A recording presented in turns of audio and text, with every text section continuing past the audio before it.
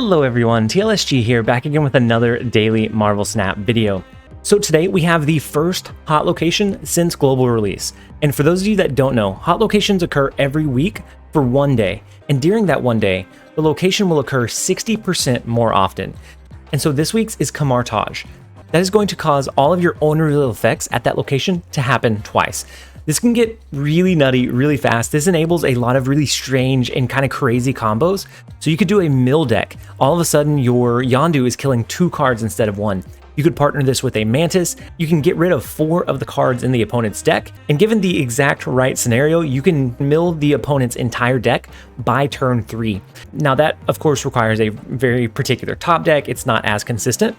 So what I'm going with today is going to be a deck that can perform well even outside of this featured location, but with the featured location, it performs even better. And so that is going to be a Lockjaw rotation deck. And so with this deck, for the most part, you're not going to want to drop anything until turn 3. And on turn 3, you're going to want to drop either your Lockjaw or your Thor. If you don't draw into one of those, it can get a little iffy, and you can drop something like Wong, or maybe you kind of get a little bit scrappy and drop an early Gambit if they have a high priority target. But primarily, you want to either set up your Lockjaw or set up your Thor so that you have Mjolnirs in your deck. And from there, you can either curve out into a Wong and then a Jane Foster, and then rotate your cards on the last turn for a pretty big power push or power play. Or after dropping Thor, you can set up your Lockjaw, you can start cycling cards like your Wasp, your Ironheart, your Gambit to give you some really big upside, and flip into cards like your Wong, or flip into cards like Dr. Doom to spread power across the board, like Magneto to pull their cards into locations that are not as advantageous for them. And you can do a lot of really crazy things with this list. And so let's run through each of the cards and kind of what they're doing in the deck really quickly. First up, we have Wasp. This is a 0-cost card. Most of the time, this card is just okay. You don't want to include this in a lot of decks, but in a deck that focuses on rotating cards out, this is a free rotation tool. And then you also have Jane Foster later on, which will pull your 0-cost cards into your hand from your deck. So if this hits a Mjolnir or a Wasp, it can help thin your deck and your draw line a little bit and make your rotation with Lockjaw a little bit more consistent. And then next up we have Ironheart. Ironheart has the on reveal give 3 other friendly cards plus 2 power. So if you use this and rotate out, that is going to be a free 6 power that you push onto the board, and then you flip into something a little bit better. Or if you drop this into the Kamar lane, that is going to trigger twice and give 12 power onto the board for a 3-cost is phenomenal. And then finally, if you get the extreme high roll and you drop Wong into your Kamar location, and then you hit it with an Ironheart, that is going to trigger 4 times, push 24 power onto the board, which is insane. You're starting to push insane numbers with that, and then if you're rotating it with Lockjaw as well, you can do some absolutely nutty things. And then we have Gambit. Gambit is meant to be rotated towards the end of the game, or whenever you have a hand that you don't necessarily need to drop any of the components. Whenever you rotate Gambit, if it's not in a Kamar lane, it will destroy one of the opponent's cards that are on the board. If you drop it in Kamar, that's 2, into a Wong and Kamar, that will destroy 4 of your opponent's cards at random. This could hit anything from an Infinite to a Squirrel and anything in between, and it creates a lot of really crazy RNG-based game swings. But whenever you have 4 targets, sometimes your opponent's only going to have 10 cards on the board. So you're taking out 40% of their board presence with 1 drop is insane. And then we have Lockjaw. Lockjaw is going to enable us to rotate our cards back into our deck. If we drop the Wasp, that will be a card that will get played and then it'll cycle into something a little bit better. When we're playing a Lockjaw deck list, we pay close attention to how many cards are left in our deck and what those cards are to know exactly what we're rotating into. This build is meant to be a consistent way to rotate your cards and push a pretty good amount of power into multiple lanes, whether it be your Thor and Odin with your Mjolnir, whether it be Magneto to pull their cards away, or Dr. Doom to spread power wide. Lockjaw is going to be absolutely pivotal in this list for most of the games. And then we have Thor. Thor is insane. With this deck list, with anything that runs Wong, a Mjolnir is absolutely nuts. Something that runs a Wong and an Odin, even crazier. And then if you hit this into Kamar, Absolutely insane levels. Your Thor, if you really wanted to focus on him, could be 100 power pretty easily, given that play line, but then you wouldn't really have much power into those other lanes. And so you do want to kind of spread it a little bit, but whenever you drop Thor with this location, a lot of times you're going to win that Thor lane pretty easily. And then we have my favorite card, my favorite dad joke, Wong. And it is not Wong to have this one in this list. Wong is going to have the ongoing ability, your own reveals will trigger twice. If you drop this at Kamar, that will cause them to trigger 4 times, which is insane. Imagine dropping 1 Mjolnir and it triggers 4 times. And then you have to remember with Odin's interaction, Odin is going to trigger 4 times. And so then it's going to multiply that by 4, I believe, because Kamar and Odin. So that's going to be 16 more triggers on your own reveal cards. And so if it's a Gambit, that is 16 more times. If it's an Ironheart, 16 more times. Absolutely insane high roll potential with this list. And then for a little protection, we have Enchantress. If the opponent has something really strong like an Onslaught or an Omega Red or something similar, Enchantress is going to be able to take that out. This could honestly be a tech slot. You could put something a little more high power in, but we have a mid-range tech card so that if we need to rotate it, if we don't have a good Enchantress target, we can rotate it with our Lockjaw, knowing that we'll probably get something a little bit better in return. And then we have Jane Foster, the mighty Thor. She's going to draw all 0-cost cards from your deck. This works really well with a Wasp and your Mjolnir, and making sure that you're going to at least be able to trigger them once, and then if you put it in a Kamar, you can trigger Mjolnir at least twice, and then of course there are some insane high roll potentials in this list. And so Jane Foster is an absolute pivotal card in making sure that you have a good power push on turn 5, but then also that really big push on turn 6. And then we have Dr. Doom. Dr. Doom is our way to go wide. If we have a Kamar location, Dr. Doom will send 10 power or 2 bots into each of those locations. If we have a Wong and Dr. Doom, that's going to be 20 power into those, minus whatever cards you already have there. But insane for a one turn drop. This is a phenomenal card for this location. And then we have Odin. Odin's interaction with Wong was already nuts. If you partner that with a Kamar location, it is even crazier. And so this is going to be your highest of high rolls. If you have some really good on reveal cards set up in that Kamar lane, Odin is going to re-trigger them. And if it's just him in that lane, it will re-trigger them 4 times. If it's him and Wong, it's going to be 16. The opponent might as well stop trying. And then for a little bit of consistency, we have America Chavez. I like to include America Chavez in just about all of my Lockjaw rotation lists. It helps me draw into Lockjaw or Thor a little bit easier. And since we're going to be rotating our cards, a lot of times we can have Chavez out on the board before turn 6 so that we can regain a regular draw on turn 6. And then finally we have Magneto. Magneto is a pretty big powerful unit. Sometimes he's going to be really good at drawing the opponent's power away from the locations where they want it to be played, which can be absolutely phenomenal. Magneto in this list is going to be a good card to be rotated into because it can force the opponent to sometimes cap out a lane that they're not intending to. It can pull power out of like a storm lane. It can push their Thor out of a lane that they thought they were going to win into a lane that they will probably win now, but now it's not going to be as efficient as what they were planning, and you can disrupt their play quite a bit. But that is the rundown of the deck list. We are going to go ahead and jump into a couple of games. I hope you guys enjoy. All right, next up we have Gifasa 7, and the first location is Jotunheim. In our starting hand we have Lockjaw, we have Thor, we have Ironheart. Let's see if maybe the second location will be Kamar. It should occur quite often, but not yet. With this deck list, it's okay if Kamar pops up in the third location, because typically we don't start dropping our cards and our core resources until turn 3 anyways. But I can say, I can honestly say that the peak was not wanted there. Well, we can do a Lockjaw that is now just a little bit stronger than he was before. We can also drop in an Ironheart, which will flip into something else. It'll give a little boost on its way out. We could do Gambit, but I don't want to start discarding our cards yet. We'll drop Gambit into the Lockjaw lane on the final turn. That way we can destroy a card and cycle into a new one, which I think is going to be most ideal for us.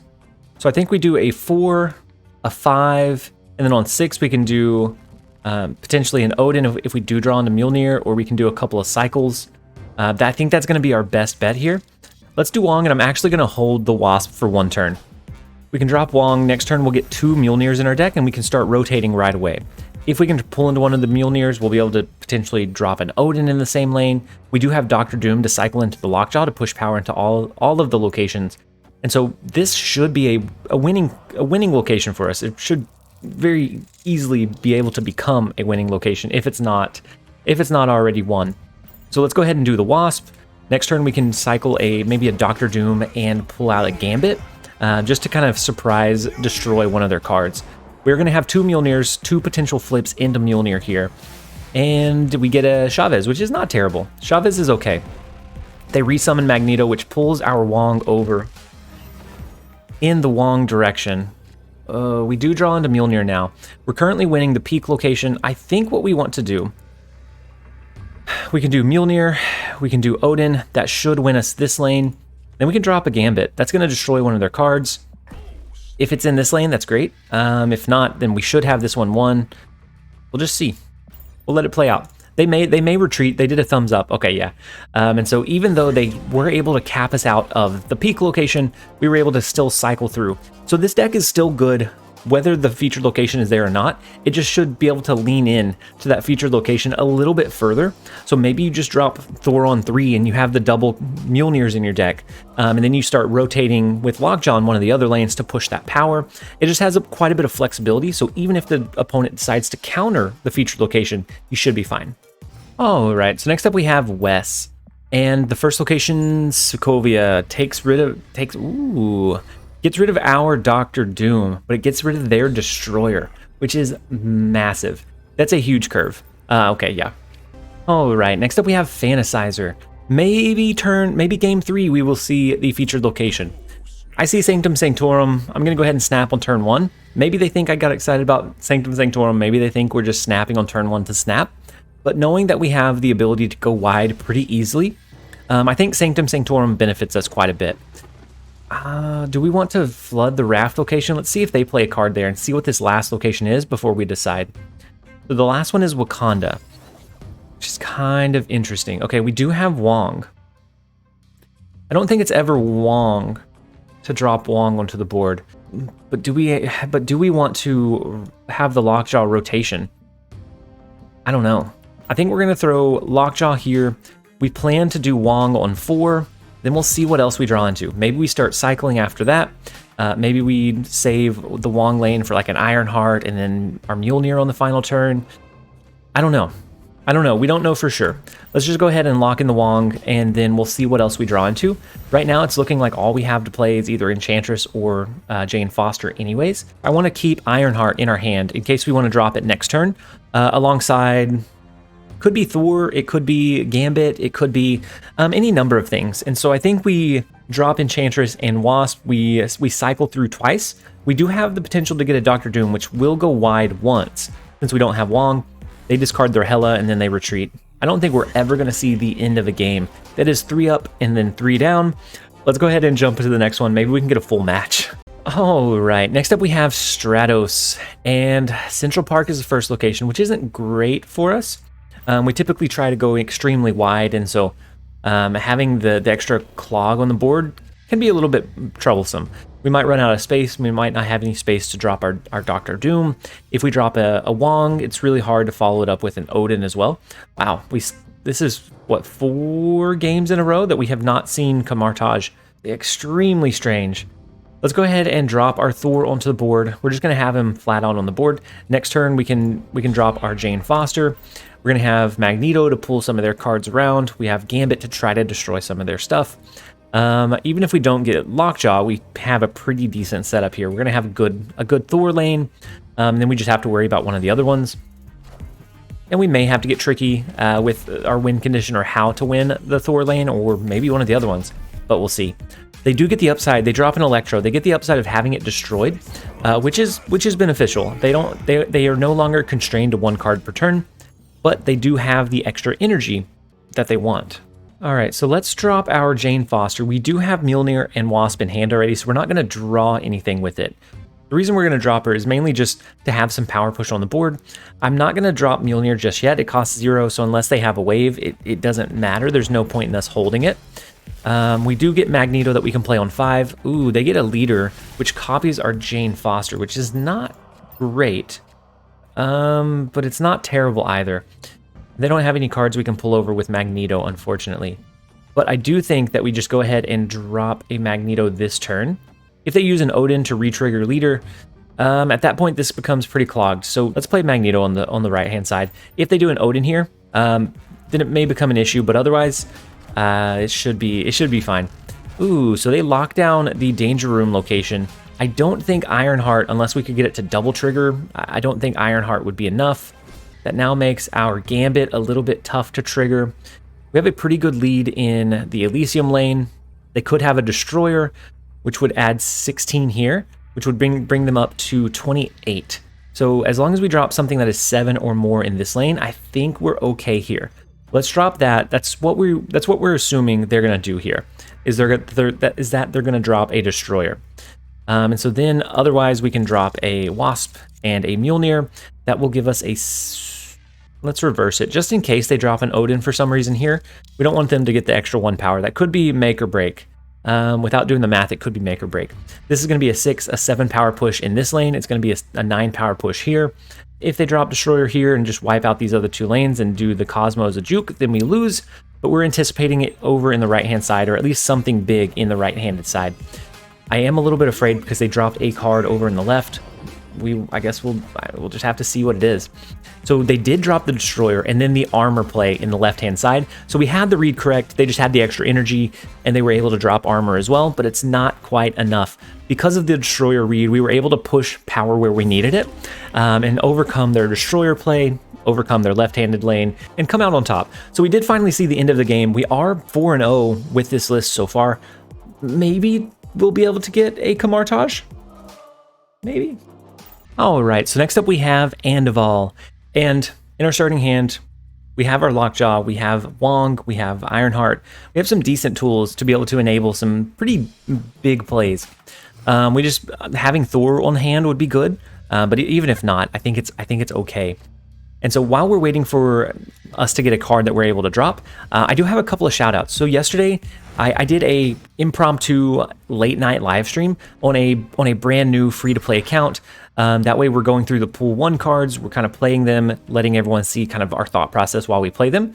But we had a couple of people support the content and support the stream through super chats and super stickers. We had Akshay and ZombieLemon, who both use these features to highlight a message and to help support me as a content creator.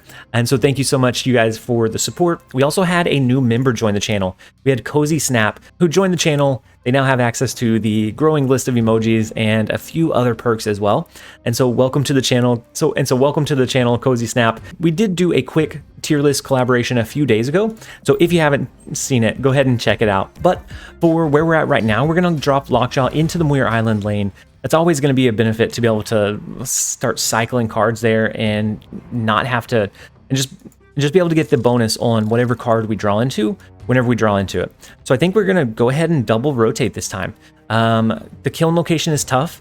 We don't really want to drop Wong over in Kiln because then we don't have any great follow-up.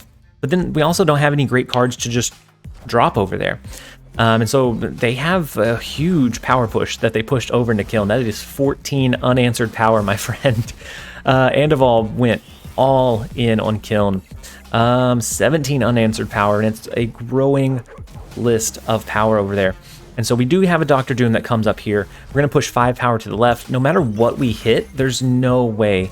There is no way that we match that amount of power. It's just... we can't. It also makes our Gambit a little bit tougher to use because we don't know what it's going to hit. I think we go ahead and just roll the dice. If we discard our Odin, that's fine. If we discard our Magneto, that's a little bit less fine, but it's still okay. We can still potentially find a win condition. But I think that's what I want to do. I think I want to go ahead and rotate our Gambit. Maybe we can get lucky if we hit something on the Savage Land. Oh, we hit Bishop, which is what would have gotten pulled from our Magneto, but we did drop our Magneto. And so, unfortunately, we are looking pretty weak here. That's not a terrible last turn. It is a gamble. If it hits the Demon, we win this lane. If it hits Angela, we tie this lane. If it hits Carnage, we probably win this lane. we're gonna shoot for it. I hope that it hits Demon over in the left-hand side, because that should be an instant win condition. But we'll see. We'll see what it ends up hitting. They do drop a couple of Mysterio tokens, so our chances of hitting it are pretty low here. What? And of all. Oh no. Not like this. Anything but this. That was the only shot at a win condition. Angela would have potentially tied us the kill, and I think the tiebreaker would have went to us from Weir Island and Savage Land. But the only way to guarantee that we won 2 locations was for it to hit that 1 out of 8. And of all, I'm sorry, you didn't deserve this. But that is 6 games in a row. Six games, 6 wins, no Kamar Taj. This is meant to be a featured video for Kamar Taj. But if we can't find it, we can't find it. We're gonna try a couple more games and see what happens. All right, so next up we have Gifasa 7. Oh, once again. So we did lose one. We finally saw Kamar Taj, and we lost. We got a really bad draw into a District X on the 3rd location, and it just, I mean, they had an early aggro deck, and they just absolutely obliterate us. So we did lose. We are now 6-1. Let's see if maybe this one will have Kamar Taj. Getting it twice in a row after not seeing it for 6 games. It seems like it would be a little bit of a stretch, but we'll see. The one thing is that we're going to have a T-Lin rotate our cards after this turn, and so oof, that makes it tough. So Kamar Taj is the last one. It always feels like it would be the correct play to push Thor into Kamar Taj so that you get 2 of those triggers. But then that becomes your winning lane. That becomes the lane that wins, and you want to drop your Mjolnir, you want to drop your Odin in that lane so that it can really buff up your Thor. And so then you're still pushing additional power there. So I think especially with us rotating our cards after this turn, we're just going to do Mjolnir, we're just going to do Thor into Hell's Kitchen. That way we can lean into Kamar Taj for the Honorville effects, whether that be Ironheart, Gambit, Wong, Lockjaw rotation. We just have a lot of options that we're able to utilize. Okay, and so we do draw it back into Jane Foster, which is decent. I think we throw down a Lockjaw into Kamar Taj. That way we can start rotating. We can rotate and try to pull into a Dr. Doom, which will send 2 Doom bots across the board. Ooh, Gifts of 7 looks like they are running a hella deck list, which is not our cup of tea. Okay, so we can't flip into, okay. So we can't flip into a Dr. Doom anymore because we have Dr. Doom in hand. So what we're going to do is we're going to play Jane Foster. She will pull our Wasp and our Mjolnir out of our deck. That way we don't have to worry about flipping into it. We can flip into something a little bit more powerful. Hopefully maybe like a Wong. Wong would be beautiful. It would never be Wong to flip into Wong. Now, we could flip into Gambit, which might feel a little Wong. Okay, Magneto's a pretty good power push. So it tries to trigger twice, but it can't hit anything.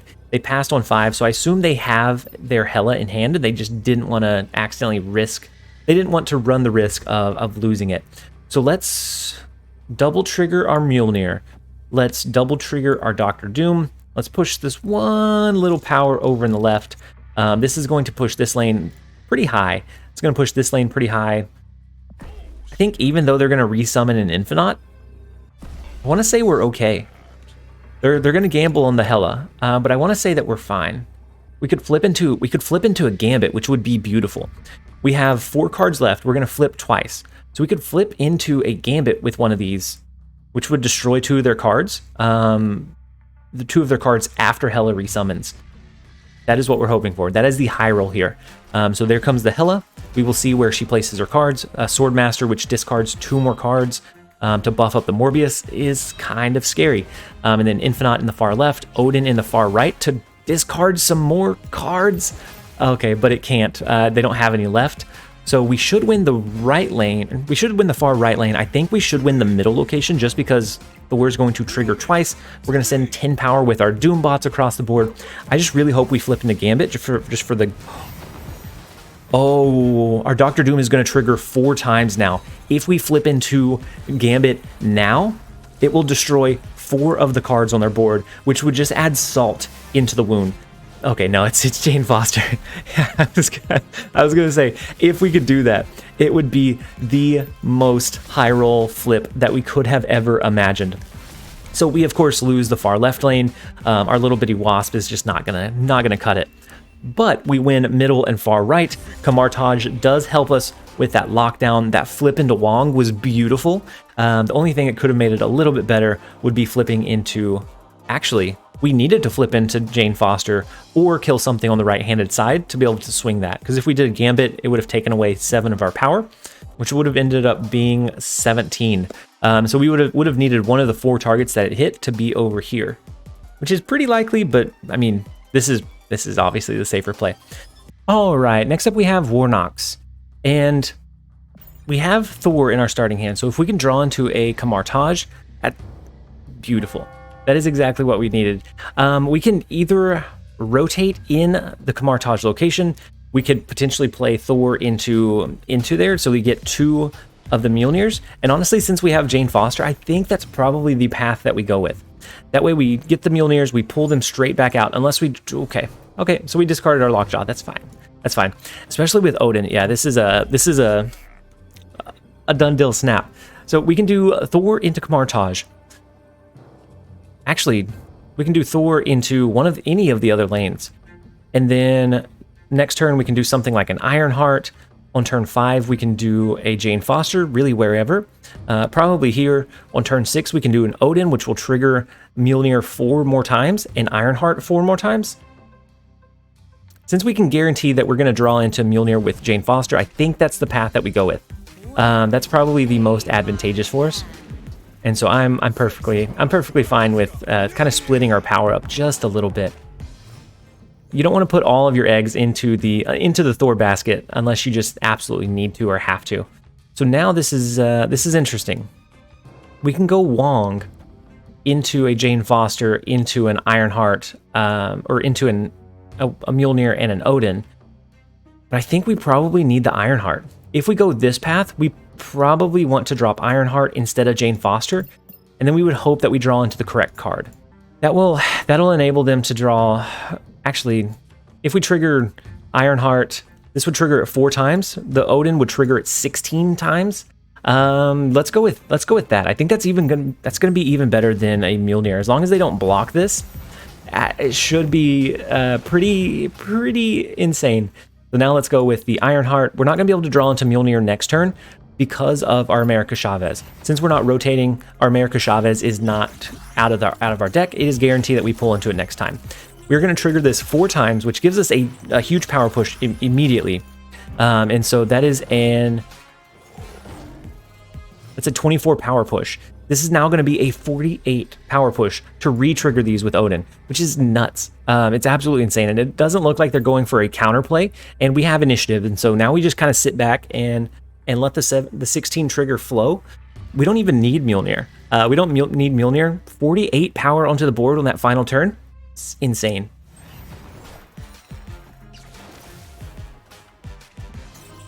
There's 1, 2, 3.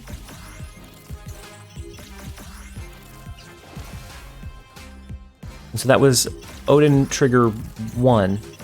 We have 4 Odin triggers to go. So this might take just a minute. We have plenty of time to chat. And so how you guys doing? Are you all right? I'm doing all right. We have plenty of time to wait. Hopefully they don't have I don't know, a Gambit. Gambit would give them a chance, but honestly, I think it's fine. I think it's okay.